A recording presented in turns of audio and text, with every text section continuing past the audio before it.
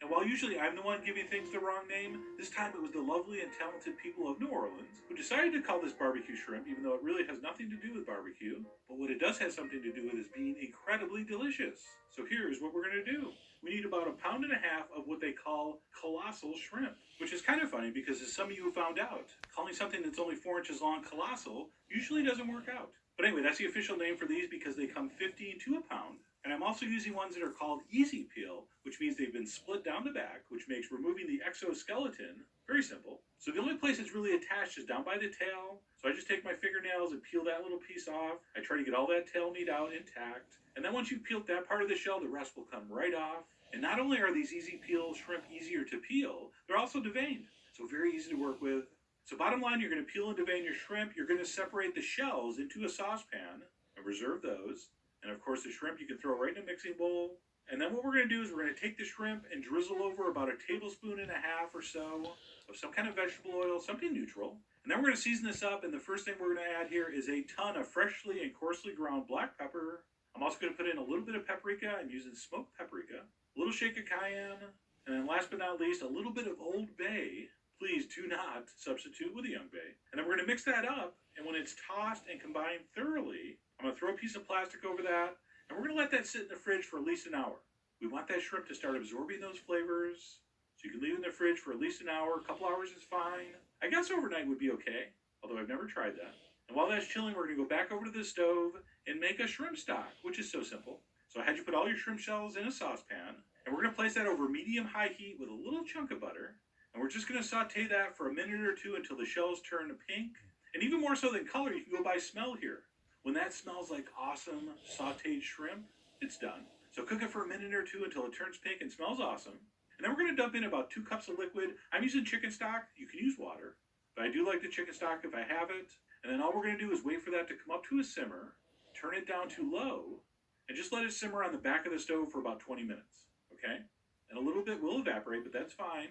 And in about 20 minutes or a half hour, you should have a very beautiful and fully flavored shrimp stock. At that point, just go ahead and strain that into a bowl. And after that's been strained, we're going to go ahead and add the rest of the wet ingredients, which is the juice of a lemon, freshly squeezed, of course. Come on. We're also going to need some Worcestershire sauce, and then a few shakes of hot sauce. Anything from Louisiana will work. And then we're going to mix that up, and that's it. And at this point, I believe all our components are ready. So here's what I'm thinking. We're going to take the shrimp, and we're going to sear those in a really, really hot pan. At that point, we're going to add a bunch of butter, some freshly chopped rosemary, and a ton of minced garlic. We'll cook that a little bit, and then we'll finish it with our shrimp stock mixture. Okay, so if everyone's good with that, let's go over to the stove where we've placed our largest frying pan on high heat, and we need to preheat that like super, super hot. This literally can't be too hot. And when you're sure it's been preheated, we're going to go ahead and place in the shrimp. No oil in it, dry pan. Remember, the shrimp's coated in oil. We don't need any oil in this. And we're just going to give this first side 1 minute of searing. And if your pan was hot enough, 1 minute is all it should take to get a really beautiful sear on that first side.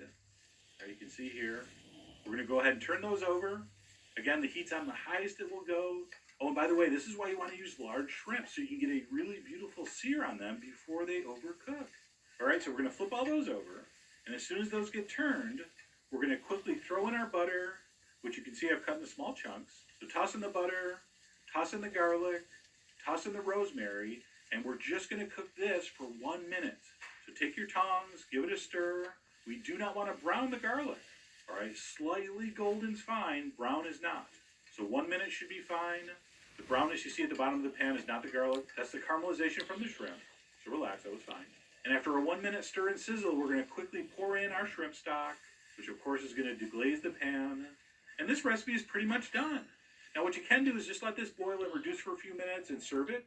But what I like to do is remove the shrimp and reserve them and reduce the sauce without the shrimp in it. Because the fear is overcooking the shrimp while you finish the sauce. And by removing it, you don't have to worry about that. So I'm just going to scoop those out onto a plate or in a bowl. And then I'm simply going to boil the sauce until it slightly thickens. Of course, the more you reduce it, the more intense the flavor gets. All right, the spicier and saltier it's going to be. Speaking of salt, be careful seasoning. The Worcestershire sauce is salty. In fact, you may want to put in the Worcestershire at the end so you can kind of taste for the salt. But bottom line, you're just trying to reduce the sauce till it thickens slightly. And then once that's happened and you've tasted for seasoning, Reduce the heat to low. Go ahead and dump your shrimp back in. Give them a stir till they're warm through, which is just going to take a minute. And then spoon that up on some rice. And you are in store for one of the great American shellfish recipes of all time. I mean, look at that. Barbecue shrimp. And because we used it in the sauce, it's completely legal to garnish with a rosemary sprig. Just a gorgeous looking and tasting dish. And again, this is my version. I believe the authentic version has approximately 14 times more butter. But still, this was incredibly delicious. And all those big flavors just work so well together. The garlic, the rosemary, the black pepper, the spice. Just a beautiful combination. And even the plain rice with that sauce on it is incredible. And of course, usually I say serve this on whatever you want. In this